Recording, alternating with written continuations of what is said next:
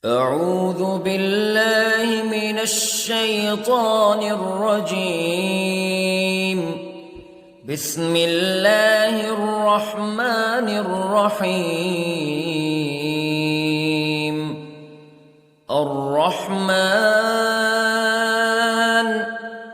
علم القرآن خلق الإنسان علمه البيان.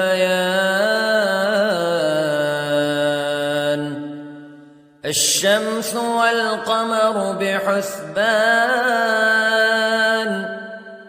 والنجم والشجر يسجدان والسماء رفعها ووضع الميزان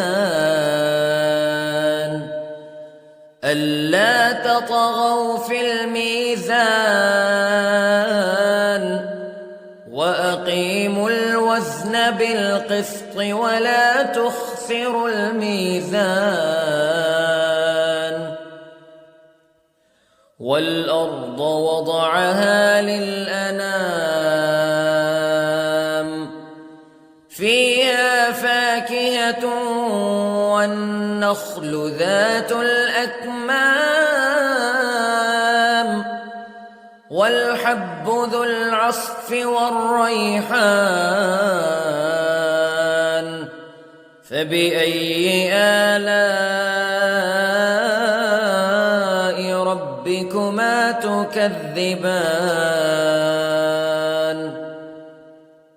خلق الإنسان من صلصال كالفخار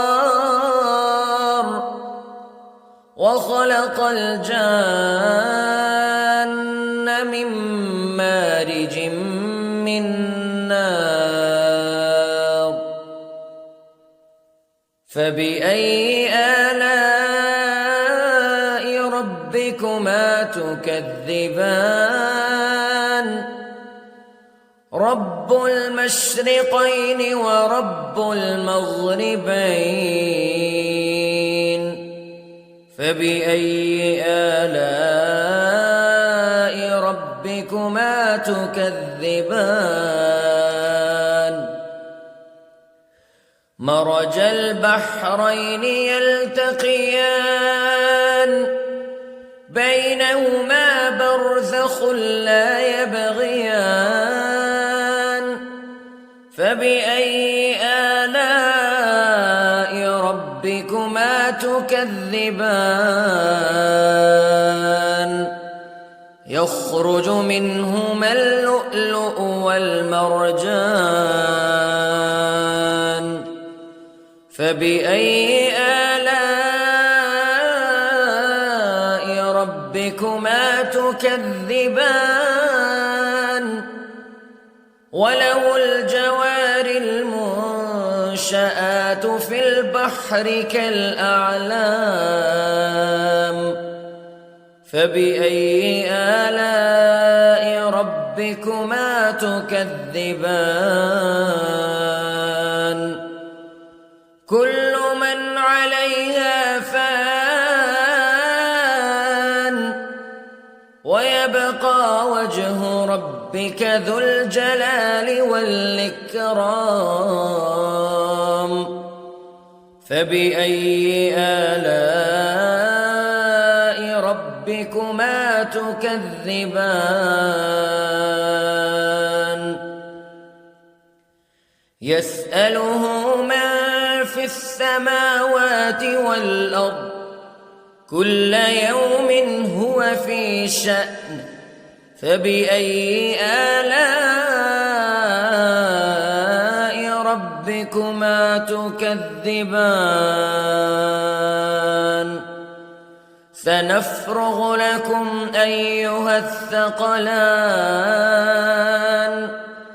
فبأي آلاء ربكما تكذبان.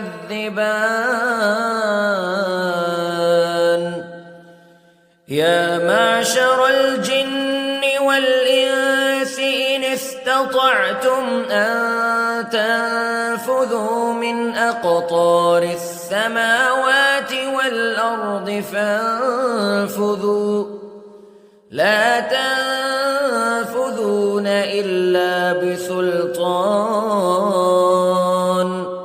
فبأي آلاء ربكما تكذبان يرسل عليكما شواظ من نار ونحاس فلا تنتصران فبأي آلاء ربكما تكذبان فإذا انشقت السماء فكانت وردة كالدهان فبأي آلاء ربكما تكذبان فيومئذ لا يسأل عن ذنبه إنس ولا جان فبأي آلاء ربكما تكذبان يعرف المجرمون بسيماهم فيؤخذ بالنواصي والأقدام فبأي آلاء ربكما تكذبان هذه جهنم التي يكذب بها المجرمون يطوفون بينها وبين حميم آن فبأي آلاء ربكما تكذبان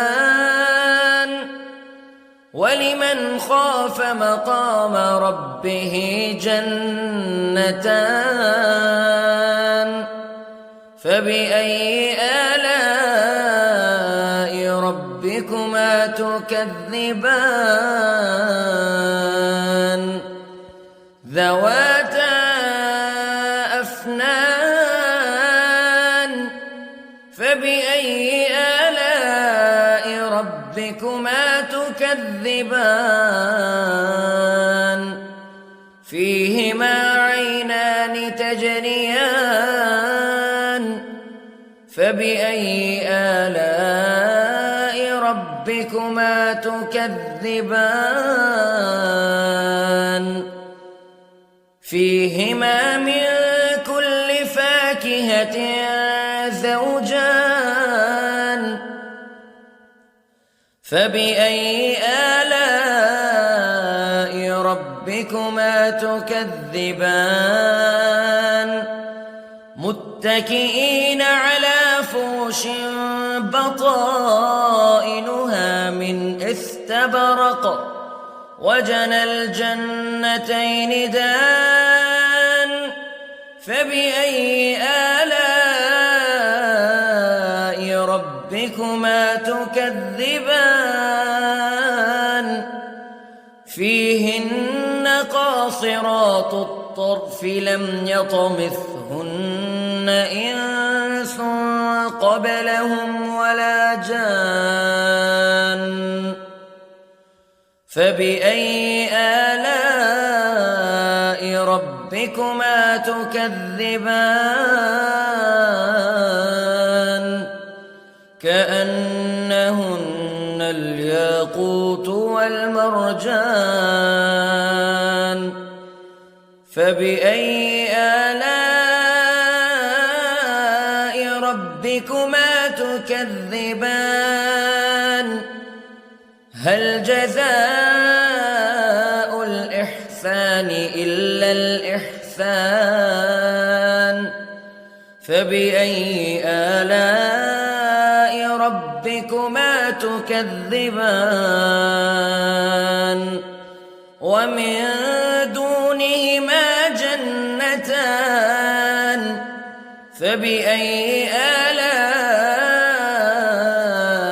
ربكما تكذبان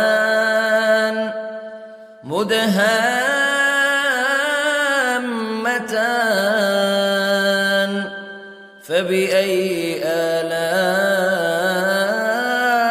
ربكما تكذبان فيهما عينان نضاختان